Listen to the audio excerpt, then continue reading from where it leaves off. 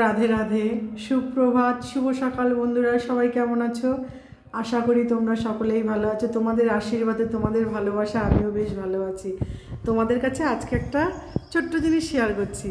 এই দেখো, আমার এই ঠাকুরঘরটা কমপ্লিট হয়েছে, তোমাদের কাছে শেয়ার করছি। কীরকম হয়েছে সবাই একটু কমেন্ট করে বলো তো। আমার অনেক দিনের খুব ইচ্ছে ছিল ঘরের মধ্যেই একটা ছোট্ট করে আলাদা করে ঠাকুরঘর হবে। এই দেখো, ঠাকুরঘরটা কমপ্লিট হয়েছে, তাই তোমাদের সাথে শেয়ার করছি আজকে। দেখো, সম্পূর্ণ কাজ কমপ্লিট করে নিয়েছি, কিন্তু উপরের এটা রং করিনি, ওটা এমনি পট্টি করে পাইমার করা আছে। আর দেখো, সম্পূর্ণ কাজ কমপ্লিট করে নিয়েছি ঠাকুরঘরটা।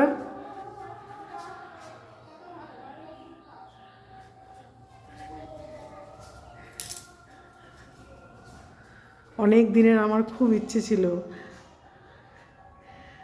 আমার থেকে আমার বাড়ির লোকের খুব ইচ্ছে ছিল যে, মানে আমার বড়মশাইয়ের খুব ইচ্ছে ছিল যে একটা ঠাকুরঘর সুন্দর করে সাজাবে, কিন্তু আর একটু ইচ্ছে ছিল, সেটা পূরণ হয়নি।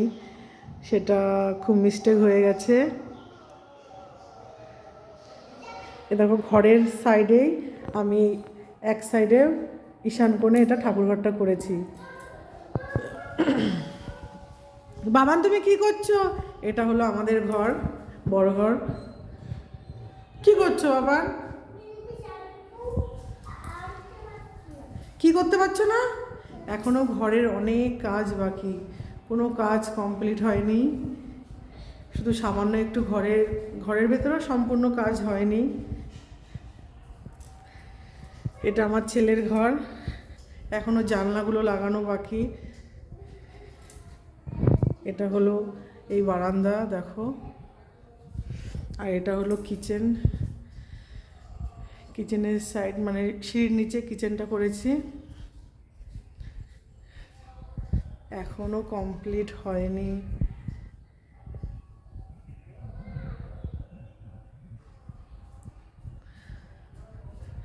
এটা হলো বাথরুম।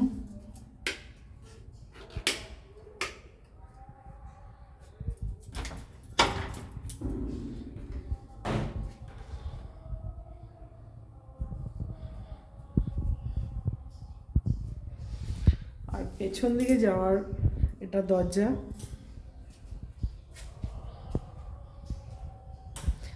এখনো সিঁড়ির ঘরের অনেক কাজ বাকি আছে,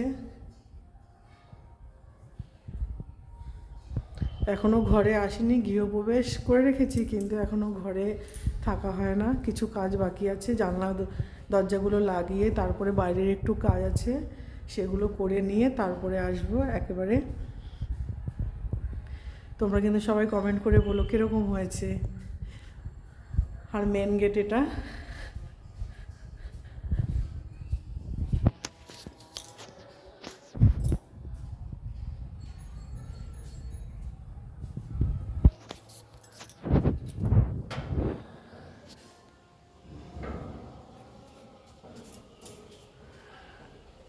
রোদের জন্য কিছু দেখা যাচ্ছে না।